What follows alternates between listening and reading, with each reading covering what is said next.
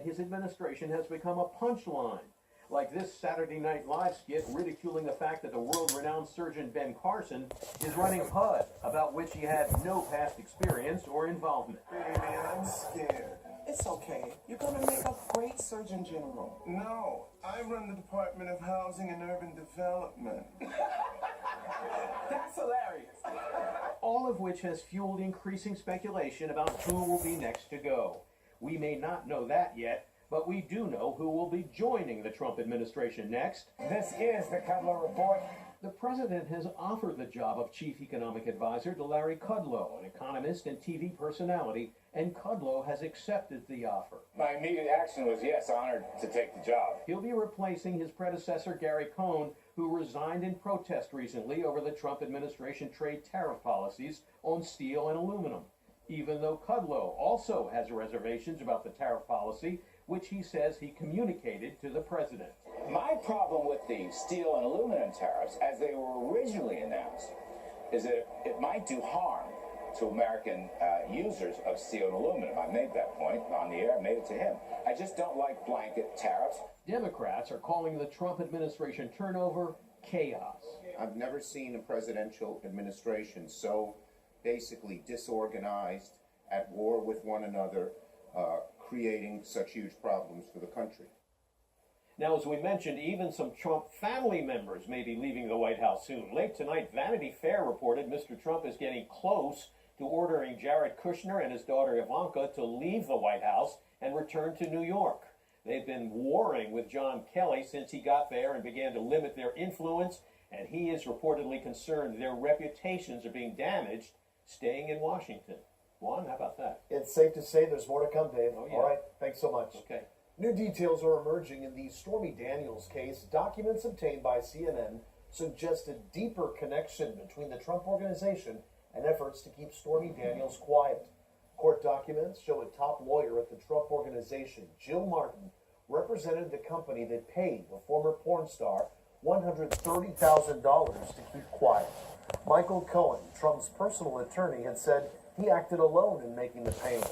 Well, for her part, Martin says she was acting in a private capacity. The former #2 leader at the FBI might get fired. The proposed move is coming from FBI officials who are recommending the ouster of Andrew McCabe. Right now, Attorney General Jeff Sessions is reviewing that recommendation. McCabe is under fire for his handling of interviews to reporters in connection with an investigation into the Clinton Foundation. If McCabe is fired, it would endanger his full pension and retirement benefits earned during his 21 years at the Bureau. President Trump is often criticized for distorting or ignoring the truth. Well, tonight, the Washington Post reports he just bragged to a room full of donors that he intentionally made up facts while talking to the Prime Minister of Canada, one of our closest allies. The Post obtained audio of Mr. Trump telling donors he was talking about trade deals, didn't know the facts, and just started making them up while negotiating with Justin Trudeau. Critics warned this style of negotiating could lead to big problems on major deals that Mr. Trump has on his plate right now, like the North Korea and Iran nuclear deals and the trade war over steel.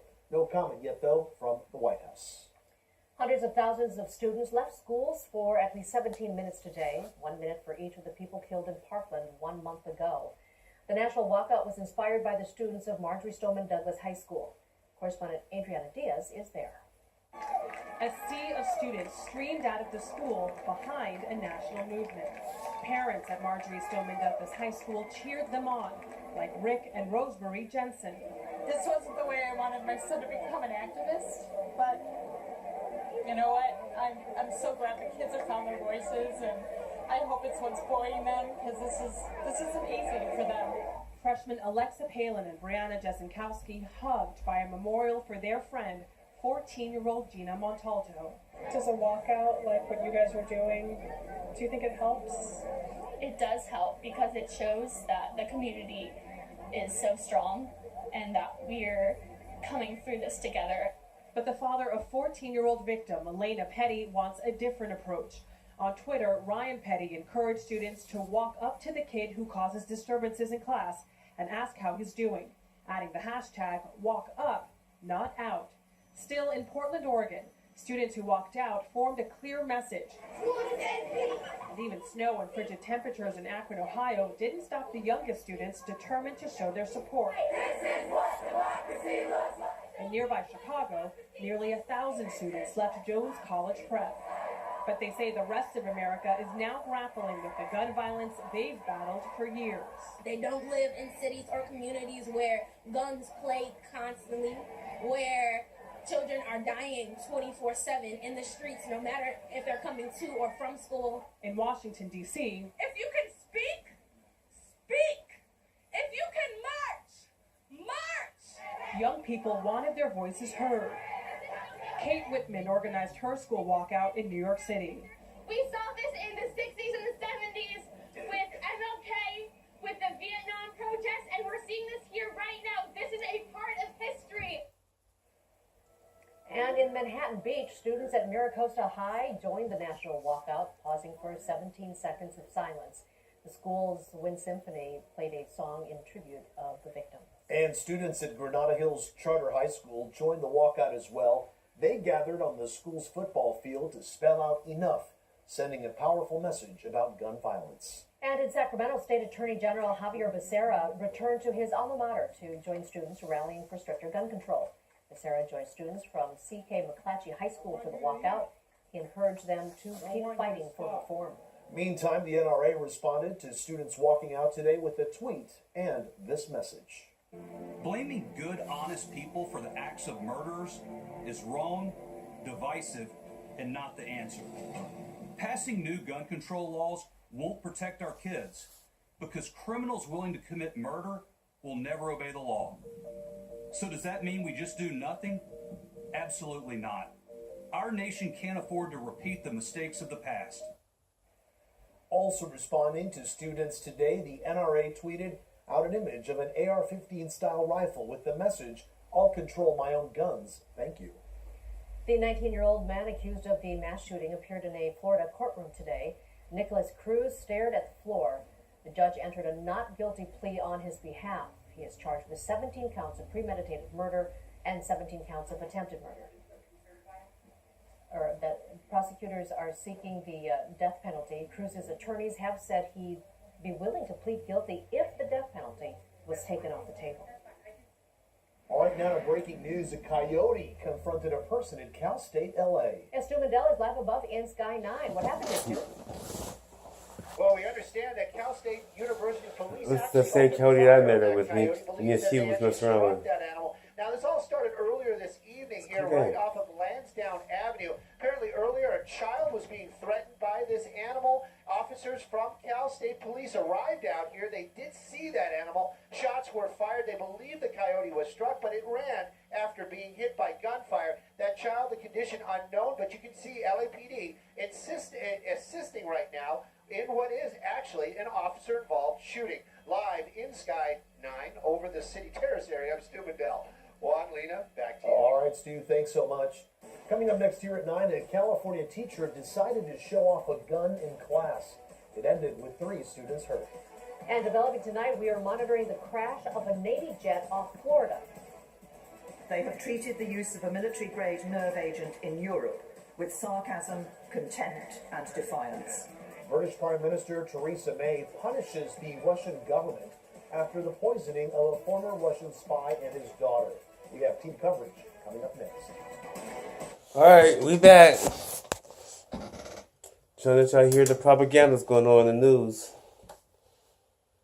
You know, it's like I put stuff out, and they just take it and make a story out of it somehow, some way. It's a cool game. Then we got people like Tyreek putting out stuff. You know, he joined the bandwagon. Back to us, where we can start being players. We can start making social moves that's going to sway how things are done on a global public scale. See, I've done that with the books. When I started writing books, my books helped change the way that relationship books came out. When my books came out, I was the sacrificial lamb. When my Mackin books came out, it was okay to be a quote-unquote pickup artist. That's when they flipped it into pickup artist stuff. You understand? It's very important that we grab a hold of these movements and we control them, just like with the movie industry and the documentary industry. We and you, including the 300, we made it profitable to talk about black empowerment in films. Because of you all supporting the movies like Hidden Colors 1, Hidden Colors 2, Hidden Colors 3, Hidden Colors 4, 1804, supporting these grassroots moves and these films that competed directly with what was happening with the majors out there, that made them realize that they're going to have to start speaking about black empowerment in a way that they can profit off of it, but they can put it in the forefront. Now they're still going to kind of flip it and mix it up a little bit, but now they're going to have to acknowledge the black audience. But we need to be in a situation where we can control that. We need to be in a situation where we can control that, family. See, and I'm gonna see the cool thing about this whole ordeal is, you know, they got us working. They just got us going in circles. Just going in circles. You know, I'm like, what's going on with the society that we're living in? You know, I gave you Donald Trump. You know, we try to make the best out of what we can, out of the fear that we have, because people don't really believe in themselves anymore. All they believe is what they're told to do and how to do it. Well, actually, how to do it is what they're missing, because they don't have a spirit. So how can you do it without a spirit? Because your spirit is lost. I'm trying to get you to find it. You know what I'm saying? I mean, I just do things off the top of my head, and y'all sit there going have to go back in the time, you know, picking up stuff that's already been solved, you know? And I understand people trying to market all stuff, but you got to understand that when you market all stuff, marketing off lies, marketing off, you know, misleading information, which is propaganda, isn't going to help nobody. So all you're doing is going in a circle. You're not really going forward. You're kind of going backwards, you know? But that's the way it is. And that's how the game is set up. But instead of coming to the source, you rather keep going in circles. It's cocaine.